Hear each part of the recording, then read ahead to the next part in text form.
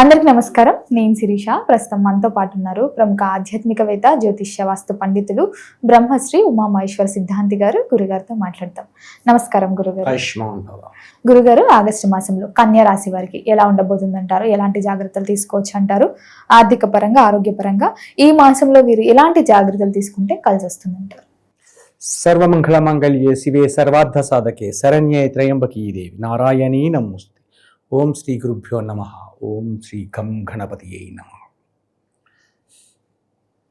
బహుళ తృతీయ శనివారము, శతభిష నక్షత్రము, శోభన యోగము, వణజీకరణంతో స్టార్ట్ అయ్యింది ఈ యొక్క ఆగస్టు 1వ తారీఖు. అలాగే తిథివార నక్షత్ర యోగకరణాలతో పాటు గ్రహ సంపత్తి కూడా మనకు తెలుసున్నది. దీన్ని అనుసరించుకుని కన్య రాశి వారి యొక్క జాతక ఫలితాన్ని ఏ రకంగా ఉన్నది అన్నది చూసుకోవాలి. కన్య రాశి వారి మీద శనిగ్రహ దృష్టి ఉంది. కన్య రాశికి ఆధిపత్యాన్ని వహించిన బుధుడికి శని మిత్రుడు, శత్రువు కాదు. మిత్రుడు అయినందువల్ల యోగదాయకమైన ఫలితాలే వస్తాయి. సంపూర్ణమైన యోగదాయకమైన ఫలితాలు పొందడానికి అవకాశం ఉంది. అయితే ఈ కన్య రాశి వారిలోని ముఖ్యంగా చెప్పుకోవలసిన తోటి కోడళ్ళు అనేవారు ఉంటారు. కుటుంబ పరిస్థితుల్లో ఉమ్మడి కుటుంబాలు అన్నవి పోయినాయి, ఎప్పుడో పోయినాయి, ఎక్కడో ఉండేది. తోటి కోడళ్ళు అన్నదంటే ఒక తోటికోళ్ళు అమెరికాలో ఉంటుంది, ఒక తోటికోళ్ళు విజయనగరంలో ఉంటుంది. అమెరికాకి విజయనగరానికి సంబంధం లేదు, కానీ ఆస్తి తగ విధానాల్లో వచ్చినప్పుడు అక్కడి నుంచి ఇక్కడి నుంచి ఇక్కడికి కూడా కొన్ని వివాదాస్పదమైన స్థితులు వస్తున్నాయి కన్యరాశి వారికి. ఈ వివాదాస్పదమైన పరిస్థితులు వస్తున్నాయి అంటే ఇక్కడ నలిగిపోయేది ఎవరు? వాళ్ళ భర్త లేక భర్త తండ్రి, మామగారు అవుతారు. వీళ్ళు నలిగిపోతారు. అటు చెప్పలేడు, ఇటు చెప్పలేరు, మీమాంసభరితమైన పరిస్థితిలో ఉంటారు. అటువంటి స్థితిగతులు ఈ యొక్క రాశి వారికి, ఈ కన్యా రాశి వారికి ఈ యొక్క ఆగస్టు నెలలోని సంప్రాప్తంగా ఉంది. కాబట్టి జాగ్రత్త పడండి. చిలికి గాలివాన అవుతుంది. ఎందుకు? గొడవలతో మనకెందుకు? మంచిగా మాట్లాడుకుంటూ మంచిగా చేసుకుంటే అన్నీ మంచిగానే జరుగుతాయి, తప్పదని తెలియదు. ఈ తోటి కోడళ్ళ విషయంలోనే ఎందుకు చెప్పారండి? అక్క చెల్లెలు అవుతారు కదా, అక్క చెల్లెళ్ళే, కానీ ఎక్కడో ఉన్న అక్క, ఎక్కడో ఉన్న చెల్లి, వీళ్ళు ఒక బంధం ఏర్పడింది కాబట్టి వీళ్ళు తోటి కోడలుగా ఉండి అక్క చెల్లెలుగా మారారు. కానీ అక్క చెల్లెళ్ళకు ఉన్నంత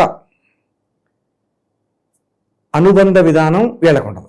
బయట కుటుంబీలకి అనుబంధం ఎలా వస్తుంది?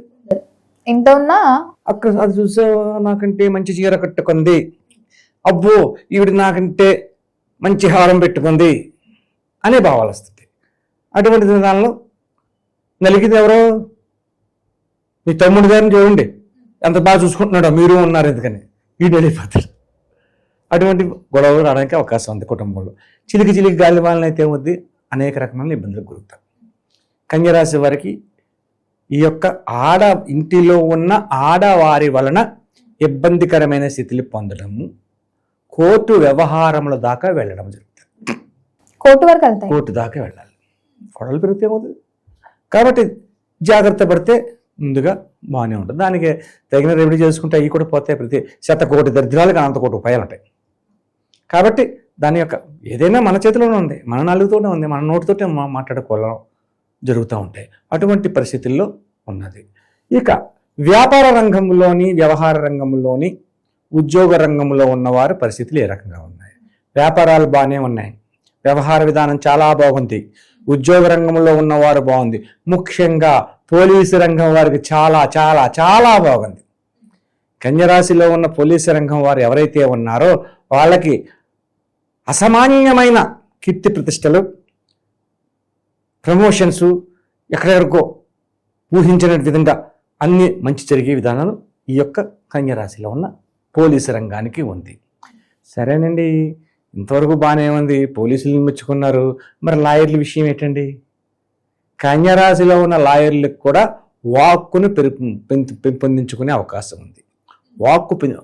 లాయర్ అంటే వాదన చేయాలంటే అప్రమితంగా మాట్లాడాలి కదా.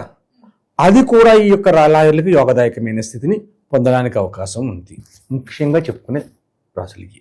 ఇక పోతే ఈ యొక్క కన్య రాశిలో ఉన్న విద్యార్థులకు మంచి శుభదాయకమైన ర్యాంకులు తెచ్చుకుంటారు, మంచి మంచి ఫలితాలు పొందుతారు, ఉన్నతమైన స్థానాలు చేరుకుంటారు, అనుకున్న దాన్ని అనుకున్న సమయంలో చేయగలుగుతారు, అనుకున్న సమయంలో చేయగలుగుతారు.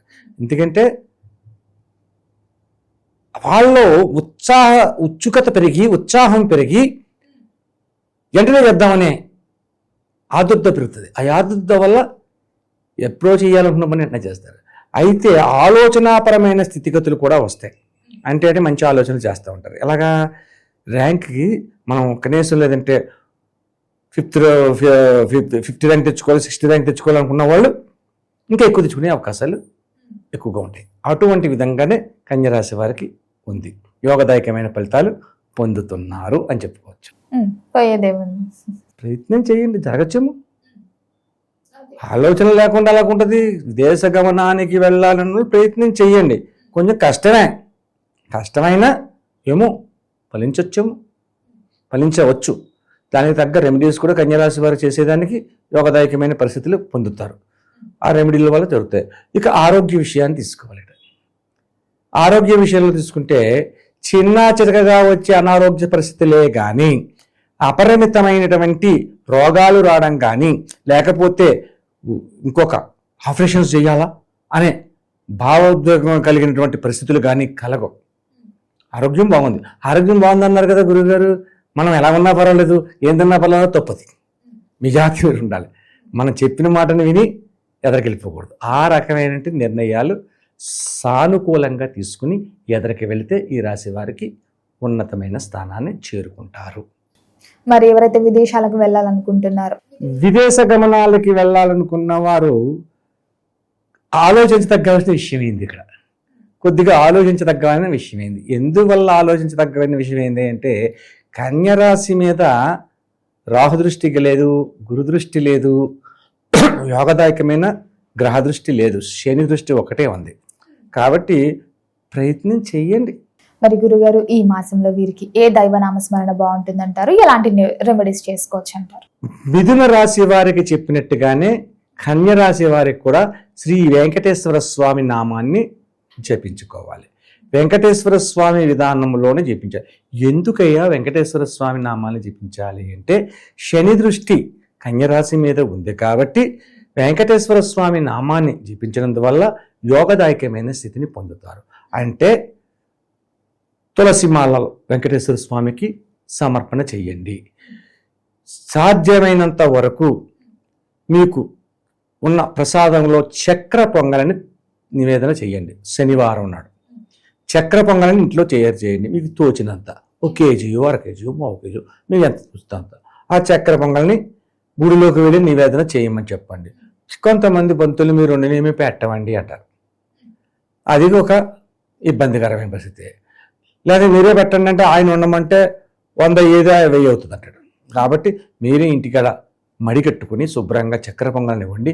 అందులో కిస్మిస్లు, ద్రాక్ష పళ్ళు, జీడిపప్పులు అన్నీ వేసి, పచ్చకర్పూరాలు వేసి చక్కగా చేసి ఒక చిన్న ఐస్ క్రీమ్ కప్పులు పెట్టుకెళ్ళి ఈ యొక్క వండిన తర్వాత మీ ఇంటిలోనే దేవుడికి పూజ చేసుకుని నివేదన చేసి, ఆ తర్వాత గుడిలోకి వెళ్ళి గుడిలోనే వెంకటేశ్వర స్వామికి తులసిమాలతోటి, తులసి ఆకులతోటి అష్టోత్తర పూజ చేపించి ఉదయకాలాన్ని అక్కడ ఉన్న భక్తులకి ఈ యొక్క ప్రసాదాన్ని నివేదన చిన్న ఐస్ క్రీమ్ కప్పులు ఉంటే ఆ కప్పుతో తీసి ఇవ్వండి.